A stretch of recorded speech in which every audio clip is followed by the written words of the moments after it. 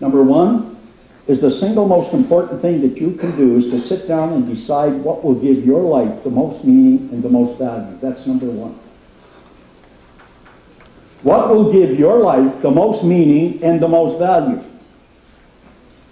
Number two is to identify the single obstacle, the major obstacle that holds back so many people, that paradigm that holds back so many people.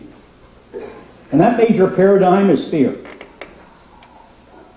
I mean, if 99 people leave a business today, I'm talking about now things like sales, but most people leave because of fear, not because they can't do it. It's they choose that they can't do it. They're intimidated by fear. And there's only three basic fears that you and I were born with. Just three. One, the fear of heights. Two is the fear of loud noises. And three is the fear of being abandoned. They're the only three fears that you and I were born with. All the rest we had to develop. Like the fear of criticism. Think of that one for a moment. You know how many people suppress their energy, suppress what they want to say because they don't want to be criticized, they don't want to be rejected. You see, we were raised with a set of rules that just don't work, folks. Don't step out and be different, just get along. Avoid red-headed people, they all have tempers. All of these paradigms. Oh no, we get all of these paradigms. You know, I was in Chicago, Illinois, at the Hyatt at a personal development conference that I spoke at. One of the speakers was Neil Armstrong. Everybody, I hope, knows who that is, because I was flying at Calgary recently, and this gal did not know who Neil Armstrong was. She said, "Did he play for Calgary?" She did not know. Oh, that's okay. And Mr. Armstrong got up and he told this great story. He said, "Good luck, Mr. Jablonski." You know what that is? Well, when he came back from the moon, what did he say? Come on. One step for man, one lead for mankind. Yes, that's what he said. But he also said, "Good luck, Mr. Jablonski." Now he said, today I can tell you the story of Mr. Jablonski because he said, when the FBI heard me say that, they thought I was communicating to the Russians. So he told the story. He said, when I was a little boy, we used to play ball out in the center field that had homes all around it. And when the ball got hit into somebody's backyard, they had to go and get it. The kids that lived there had to go and get it. But in Mr. Jablonski's, I had to go and get it. I was their neighbor. He said, one day the ball gets hit into Mr. Jablonski's backyard. So I get along, he said, and Mrs. Jablonski was just a terror on wheels to be around. So he said, I'm crawling along the side of the house to get the ball, and I can hear them talking in her bedroom. And she's saying to Mr. Jablonski, sex? You want sex? You'll get sex when the kid next door walks on the moon. Good luck, Mr. Jablonski.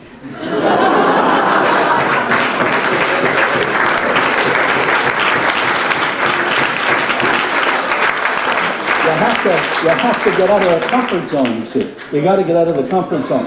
So number one is your comfort zone. Number two is that thing called rejection.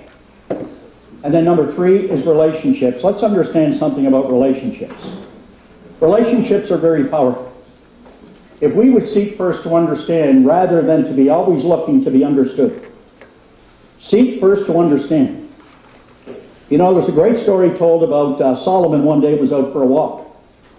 And they claimed that he was speaking to the Lord. Well, at least he said he was, and I believe him. And the Lord said, what is it you want, Solomon? He said, give me the wisdom to understand.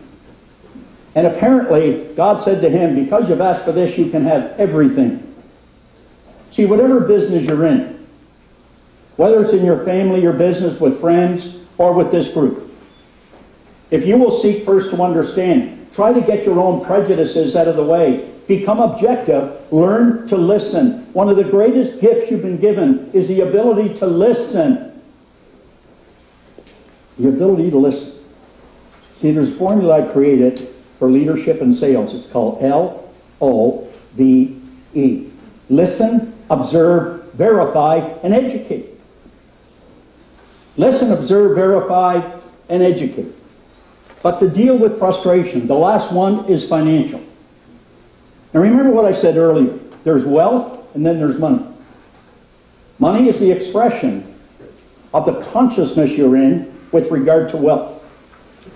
If you've got a high consciousness, a high level of awareness, money will flow to you. Now I don't mean you sit at home and say, oh great prospect, come to visit upon me. That's not what I mean.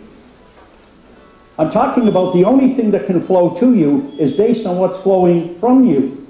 Please think about that. The only thing that will flow into your life, health, happiness, wealth, love, is based on what's flowing from you. See, folks, we only have 4 basic desires. Just 4. And we all have these 4 desires. That first desire is the desire for possessions. For possessions. And you know, eventually, that'll wear off. But if you haven't got them, get them. They're fun. Number 2 is experiences. We have a desire for experiences. That's why you're here. Maybe a second language, maybe playing an instrument. The third desire we have is to love and to be loved. You know, I'm convinced that Michael Jackson, when he was on the platform, he felt love. When he was off it, he didn't. Didn't know who loved him, who did, who didn't. But the happiness, that thing about love, to love and to be loved, is the third major desire. Number 4, to me, is the most important thing we can learn. And this is exactly what I believe the Colonel, I could see what he was writing, but I didn't understand what he was saying, but it sounded good. Now think about this.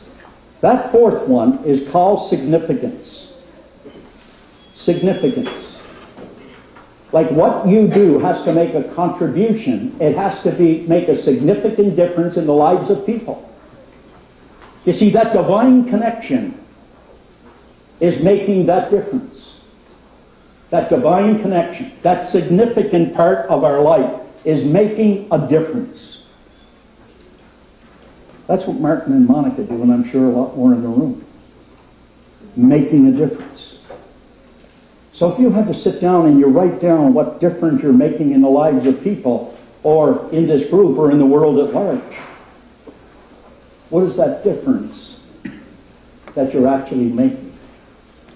Well, you see, to do that, in frustration, you can lower the expectation, which is what a lot of people do. They lower the expectation.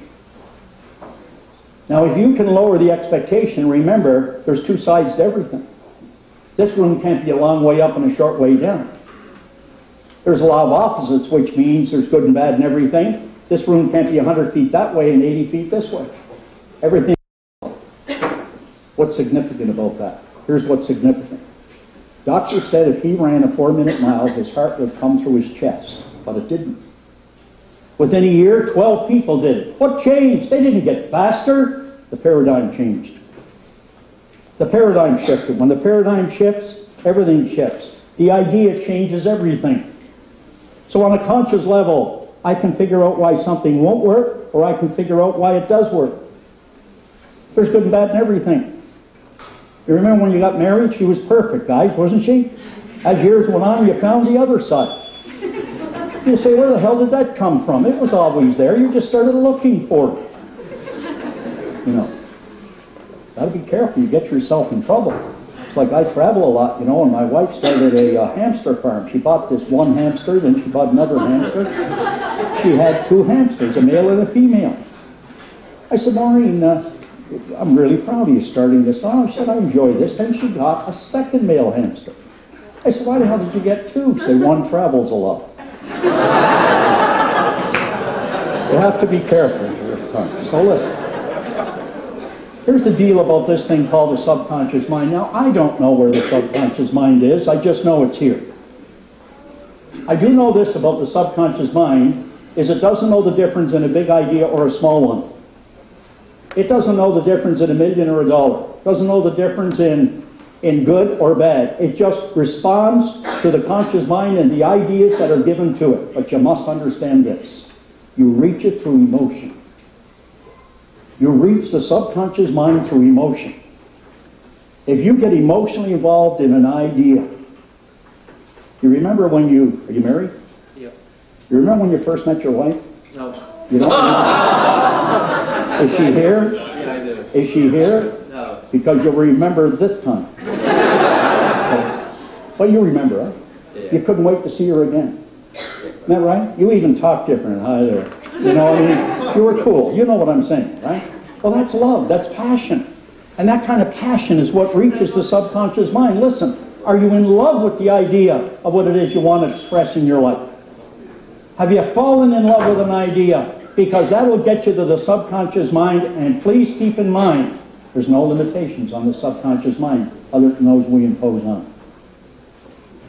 See, the subconscious doesn't know if you're thinking of doing it or doing it.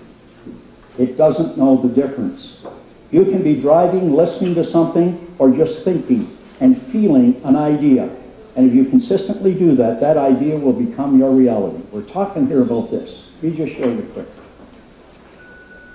Without getting involved in this, if you understand this here law called the law of vibration, understand this law of vibration, that when you get emotionally involved in an idea, that energy is going to hook you up with everything of a like nature, and it'll start to bring into your life and bring you to it according to the law of attraction. Vibration and attraction. See, all of you in this room today are in a state of vibration. Everybody is. Everybody. That state of vibration is what's bringing or has brought into your life everything consistent with that state of vibration. How do I alter or change the state of vibration? Changing the idea. You see, if you look at the word health, the opposite to that word we're told is dis. Want to finish it? Dis dash ease. What is disease? Not being comfortable. What is it? Not being comfortable. It's not being at ease, isn't it? Hippocrates, the father of medicine, said this. Hippocrates, the father of medicine, said that an emotional state of unrest and disquiet can set up a mind not at ease, which can then manifest in the body as dis-ease, as dis-ease. You see, we know now. Now let me show you how paradigms have changed. At one time, science didn't thought had anything to do with your genes. Oh, yes, it does. You know what else they're learning now, the biologists? Here's what biologists are starting to find out today. They're starting to find out that DNA can be changed. So, you know, for those who have the excuse that it's my DNA, that's the problem. No, that's not that at all. It's your NA, the negative attitude. Big difference. So any idea given to the mind, this is what we were taught. Any idea given to the mind, to the subconscious mind, that is emphasized like over and over and over again, that idea is going to become your reality. So what do you want? What do you really want? See, the one thing I know you can all do is you have the power to think and you have the power to act. And if you will consistently do that, like if you just sit down and you set yourself a new goal, lay out some activities you're going to follow up on, and act on those consistently every day, I promise you, you're going to change whatever limit you have in the subconscious mind. You're going to create a whole new empowering idea. Make sure you get emotionally involved with it. I guarantee you, anything you want to change, you can do it quickly. What Monika was sharing with you is one of the things I do when I go into those regions is to create something called 100 Days to Greatness. I've been doing that for years. And I get everybody committed to 100 Days to Greatness on something they've never done before. Listen, never mind your 5 and 10 year visions right now. Just make a big change. Make a quantum leap in 100 days. What could you do that would give you 100 days to greatness? What could you do? That's where you need to focus. Every single blade of grass, and say every flake of snow. They're just like a wee bit different. There's no to a like no. Like something small, let's say like a grain of sand, or say to each gigantic star. Do you know that each was made with this in mind to be just what they are?